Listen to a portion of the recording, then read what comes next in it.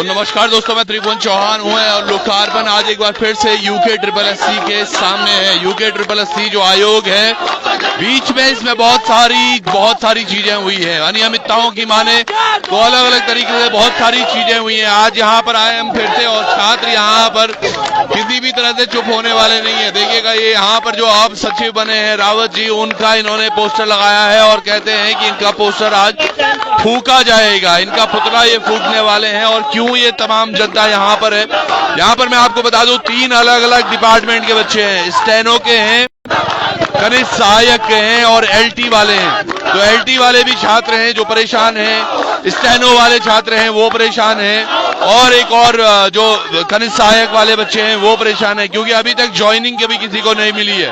उत्तराखंड में पहले UKSSC में जितनी सारे धमाल हो रहे थे, हम कनिष्ठ सहायक के अभ्यर्थी है, LT के अभ्यर्थी है, स्टेनो के अभ्यर्थी है। हम जो है अप्रैल से, जब से हमारा रिजल्ट आया तब से हम जो है आयोग के चक्कर काट रहे। और उस समय जो एस राजू जी थे, उन्होंने कहा कि आपका जो डॉक्यूमेंट वेरिफिकेशन अगस्त में किया जाएगा, आपकी भर्ती में कोई विवाद नहीं है। सबसे बड़ी बात यह है कि हमारी भर्ती में कोई विवाद नहीं है। तो एस राजू जी ने कहा था कि आप लोगों का जो डॉक्यूमेंट वेरिफिकेशन अगस्त में किया जाएगा और उसके बाद ज्वाइनिंग की प्रोसेस आगे बढ़ जाए। लेकिन वहाँ उस समय हुआ क्या कि एस राजू ने तो बहुत नाम कमा दिया था, उन्होंने जो है इस बिल्डिंग पे बहुत नाम किया, उन्होंने इसलिए उनको इस्तीफा देना पड़ा। उसके बाद सुरेंद्र सिंह रावत आया, 16 सितंबर को उन्होंने ज्वाइन किया और 18 को हम यहाँ पे आए। उन्होंने कहा कि अभी मैं नया हूँ, मैं देख रहा हूँ। फिर 26 हम निरीक्षण कर रहे हैं, जो आंतरिक उनका निरीक्षण होता है। उसके बाद उन्होंने कहा कि हमने आपकी भर्ती पे जो है कर लिया है और कुछ आगे करना है। आप लोगों की किस्मत अच्छी है। हम कनिष्ठ सहायक के अभ्यर्थी LT वाले, उन्होंने ये कहा खुद मेरे पास, मैं अंदर गया था, उन्होंने कहा कि आप लोगों की किस्मत अच्छी है जो आपने जो वो इरिगेशन वाले कुछ पद हैं जो जोड़ने जाने की बात हो रही हो। तमाम जो युवा है वो सड़कों पर है और विगत कई वर्षों से इसी तरह से माहौल है उत्तराखंड में। क्या कुछ चीजें हो रही हैं। एक नई सरकार गठित हुई थी, उसके बाद सुनने में आया था कि चीजें वाकई बहुत अच्छी हुई। बीच में चाहे संतोष बडोनी हो या एस राजू, जो कि यहाँ पर लगातार हमारी बातें होती रहती थी। वीडियो में जो भर्ती मामले में घोटाला हुआ था उस पर बात हुई। 5 अलग अलग पेपरों को कैंसिल करने की बात हुई। अभी भाई ने भी बताया कि उसमें कोई दिक्कत इन्हें पहले ही नहीं थी, तो फिर इन्हें दिक्कत कहां से हुई। तो सर उसके बाद जो है नए सचिव से हम मिले, उन्होंने कहा कि जब हम जाते, उन्होंने कहा कि आपकी भर्ती में कोई दिक्कत चीज से अनुमान लगा सकते ना, अगर कोई दिक्कत। आप कहाँ से हो भाई? मैं तो सर धनोल्टी से हूँ, टेरी गढ़वाल से हूँ। 4 महीने से आयोग के काट रहा हूँ। ये जो कह रहे कि आज कल, पिछली बार जो है SS रावत जी ने कहा कि हम जो है कर देंगे, आपका जो है जल्दी कर देंगे। लेकिन उसके बाद पता नहीं क्या हो जाता। कल उनका जो एक नोट्स आता कि भाई इन भर्तियों को रद्द किया जाता, या फिर शासन पे उन्होंने छोड़ दे कि आप रद्द करो, या फिर आप जो है डिसीजन। जब पहले कह रहे कि आपकी भर्ती में हमारे को एक लेटर मिलता है, उस लेटर में सचिव साहब, कार्मिक सचिव को एक एप्लीकेशन लिखते हैं जिसमें कहते हैं कि ये भर्तियां भी रद्द के दायरे में हैं, इनको भी रद्द किया जाना चाहिए। और इसमें ये बहाना, इसमें ये रीजन देते हैं क्योंकि कुछ हुए हैं, क्या विवाद नहीं है। तो आप अपनी ओर से क्यों लिखते हैं कि इनको भी अपने अनुमान, आप सरकार नहीं हो, आप कोई भगवान नहीं हो कि आप जो लिख दो कि इनको रद्द किया जाए। अरे इनके बाद हमारी भी तो सुनो, हमने कौन सा धान लिखे, हमने अपना पेपर दिया, हमने अपने मेहनत की, और तुम कहते हो एक तो यहाँ पर स्टेनो वाले भी बच्चे हैं, जरा इनसे भी बात ले लेते हैं क्योंकि यहाँ पर इंटरनेट बहुत अच्छा नहीं चल रहा है। जी मेरे भाई। जी हम स्टेनो वाले हैं, आशुलिपि स्टेनो वाले। तो हमारे लिए भी जो संवाद में लिखा गया था, सचिव जी ने लिखा था कि किसी जिले से आनुपातिक रूप से ज्यादा बच्चे सेलेक्ट हुए हैं। तो ये निराधार है बिल्कुल भी कि बच्चे तैयारी करने के लिए मैदानी क्षेत्रों में आते हैं पहाड़ों से। तो यहाँ पे जो हमारा स्टेनो वाले बच्चे हैं, पहाड़ में बच्चे स्टेनो को जानते भी तक नहीं अभी तक। तो बच्चे सारे यहाँ पे हल्द्वानी, देहरादून या इधर ठाकुर द्वारा इस साइड ही बच्चे तैयारी करते हैं स्टेनो की। तो बच्चे स्वाभाविक रूप से कि इन्हीं क्षेत्रों से ज्यादा निकलेंगे। तो सचिव जी का ये कहना गलत है कि उन्होंने कहा कि किसी क्षेत्र विशेष से अनुपातिक रूप से ज्यादा बच्चे निकले हुए हैं, तो इसमें धांधली हुई है। तो हम तो अभी तक तो हमारे इसमें कोई धांधली नहीं हुई थी। हम 4-5 बार यहाँ पे सचिव सर से मिल चुके हैं, तो उन्होंने कहा कि प्रोसेस चल रहा है, आपके इसमें कोई दिक्कत नहीं है। जैसे सब चीज अभी आयोग में यहाँ पे वीडियो भर्ती का ये चल रहा था, LT का चल रहा था, कुछ चीजें हाईकोर्ट में लटकी हुई थी। तो उस चक्कर से मतलब उन्होंने कहा कि अभी धीरे धीरे आपका भी हो जाएगा। तो हम जैसे उन्होंने कल संवाद निकाला, संवाद में उन्होंने हमारी भर्ती का भी उल्लेख रखा है। और सबसे पहले हमारी जो भर्ती हुई है फर्स्ट टाइम ऑनलाइन कराई थी भ्रष्टाचार से बचने के लिए, और उसको नई कंपनी को दिया था, NSIET को दिया था। तो उनकी तरफ से तो कोई दिक्कत नहीं थी ना, भर्ती की जो कंपनी है, कंपनी की तरफ से कोई ब्लैक लिस्टेड नहीं था। पहली बार ऑनलाइन पारदर्शिता के लिए कराई गई थी। नहीं, ये बात मैं समझ गया हूं। मैं थोड़ा बताने की कोशिश करता हूं। बच्चों का जो आज कहना है वो स्पष्ट है कि जब इस पर जांच हुई और उसके बाद जब STF इनको क्लीन चिट दे रही है तो उसके बाद क्यों कैंसिल कराई जा रही है ये भर्तियां।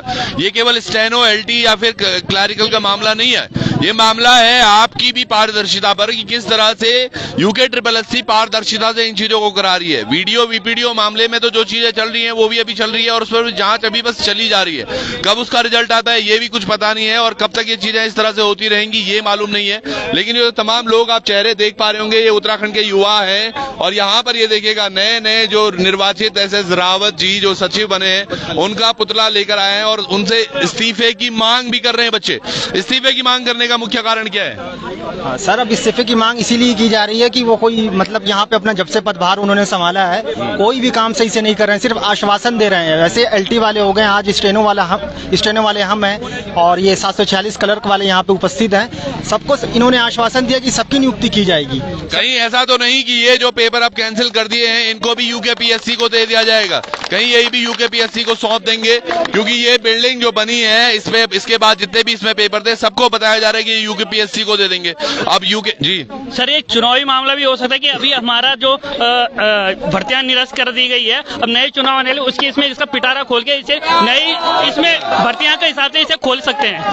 बिल्कुल सही बात है। पहले जब भर्ती आई थी तो तब आप जब पहले चुनाव थे तब भर्ती करके बात कर दी कि भर्तियां आ रही हैं, और आज जब भर्तियां हो रही हैं तो इनको कैंसिल करके 2024 का जो चुनाव होगा उसमें फिर से आएंगे मोदी जी, और मोदी जी कह देंगे दोस्तों हमने पिटारा खोल दिया है, और पिटारा फिर खुल जाएगा। कुछ 7-8 हजार पदों पर भर्ती। आप कहाँ से आए भाई? मैं सर रुद्रप्रयाग से आया हूँ। हाँ। और LT चयनित अभ्यर्थी हूँ। कल उत्तराखंड अधीनस्थ चयन आयोग के सचिव ने एक लेटर शासन को लिखा है जिसमें कहा गया है कि इन भर्तियों को संदेह के आधार पर रद्द किया जाता है। जो हाईकोर्ट के मामले भी थे वो भी सब नहीं, हाईकोर्ट के मामले में तो उन्होंने मेंशन नहीं किया है, वो अभी उनके शायद पहुंचा नहीं है यहाँ पे जो हाईकोर्ट का ऑर्डर। लेकिन उन्होंने जो भर्तियां इनके पास थी उनको जो है उन्होंने निरस्त करने का शासन को प्रस्ताव भेजा है। उसमें एक शब्द का उन्होंने जिक्र किया है कि सरसरी निगाहों पर देखने पर इतने बड़े पद पर बैठा हुआ व्यक्ति सरसरी निगाहों पर देखने के आधार पर इन भर्ती परीक्षाओं को रद्द करेगा क्या? अब प्रदेश के युवाओं का फैसला क्या सरसरी निगाहों पर देखने पर होगा? और दूसरा शब्द उन्होंने कहा है कि छोटी जगहों से, क्योंकि इसमें छोटी जगहों से लोग निकले हैं, छात्र निकले हैं, इसलिए इसमें शक पैदा होता है। तो रावत जी आप भी तो छोटी ये बहुत बड़ी बात है। क्या छोटी जगह से निकले हुए मोदी जी जो चाय बेचते थे वो प्रधानमंत्री नहीं बने क्या? या जो बड़ी बड़ी बातें उसकी अगर बैकग्राउंड में जाएं तो कौन व्यक्ति है जो सोने या चांदी की चम्मच लेकर पैदा हुआ है और फिर जाके तरक्की कर पाया है? राहुल गांधी की बात अलग है, यहाँ पर कुछ महिलाएं भी हैं। हाँ जी, मैं सचिव उत्तराखंड अधीनस्थ चयन आयोग के सचिव से कहना अलावा STF ने भी रिटर्न में दिया है कि हमारे पेपर में कोई जांच नहीं चल रही है। ठीक है, आज सचिव साहब ने इस तरीके से हमारी भर्ती को विधानसभा की बाकी भर्तियों से कंपेयर कर रहे हैं, तो ये तो गलत बात है ना सर।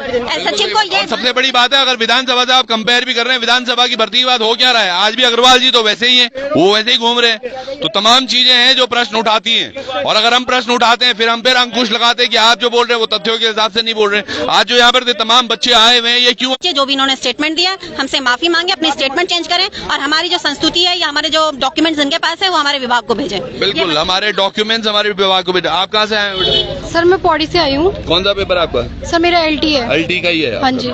तो तमाम देखिएगा पौड़ी से तमाम 13 जिलों से यहाँ पर लोग आए हुए हैं। और क्या ये युवा इसी तरह से सड़क पर भटकते रहेंगे? और आखिर कब तक?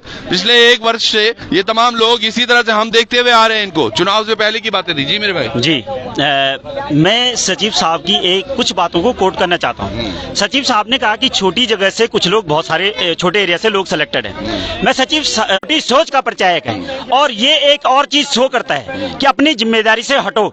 जिम्मेदारी लेने की आदत हमारे अधिकारियों को नहीं है। क्यों हमारी गवर्नमेंट सब जगह प्राइवेटाइजेशन कर रही है? क्योंकि हमारे अधिकारी जो है मेहनत से काम नहीं करना चाहते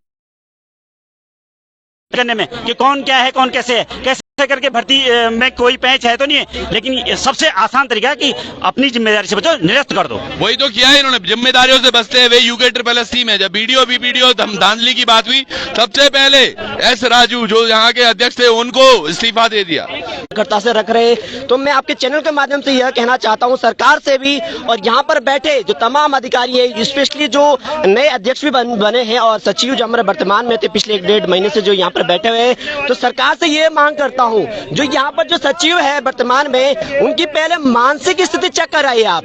सुनने में ये आता है कि उनको कुछ पता नहीं इसके बारे में, लेकिन उनको ये पता है कि निरस्त करने का प्रस्ताव वहाँ पर भेज कौन सी, आप ये तो हमें समझ में नहीं आ रहा है कि किस आधार पर वो ये भर्ती कैंसिल करने की मांग कर रहे हैं। तो हम सरकार से यही सबसे पहले गुहार लगा रहे हैं, इनको सारा कोई मैं मेंटल मैं इसी बात पे आता हूँ। हमने बडोनी जी को कहा था कि बडोनी जी अगर कैंसिल कर रहे हैं तो कैसे कैंसिल कर रहे हैं, उन्होंने बोला भाई साहब एक पेपर कराने में हो सकते हो, और उसका दलील देते क्या विधानसभा की भर्तियां। अरे सर विधानसभा भर्तियां तो बैकडोर एंट्री भी होती थी, कैल्टी में ऐसा होता है क्या कभी? कुछ तो बयान सोच समझ के देते हैं सचिव साहब। और ये बात आप शासन को निरस्त करने का वो दे रहे हैं, आप अपना वो दे रहे हैं, राय दे रहे शासन को, शासन खुद करेगा। उनको जो संस्कृति विभाग को भेजो, अगर आपको ऑडिट करो, कब से आप ऑडिट चलाते रहे, आप खुद एक बार भड़क तक एमपी अंदर कि आप जब सवाल पूछने लगे इस टाइप से बात करो कि तुम आपका काम नहीं करेंगे, आपने ये तक कह डाला हमें। तो सही बात है, आप अगर किसी कार्य के लिए नियुक्त किए जाते हैं तो आपकी प्राथमिकता होती है उस कार्य को पूरा करने के लिए। और ये तमाम जो युवा है ये बच्चों ने,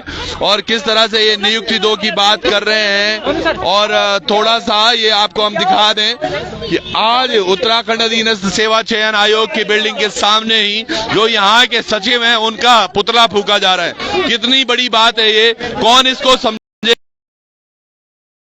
सकते हैं, या इन चीजों को किस तरह से आप रख सकते हैं कि एक व्यक्ति का उसके ऑफिस के सामने ही पुतला फूका जा रहा है, वो भी इस बात पर क्योंकि जो चयनित छात्र थे, जो चयन हो चुका था स्टेनो के, LT के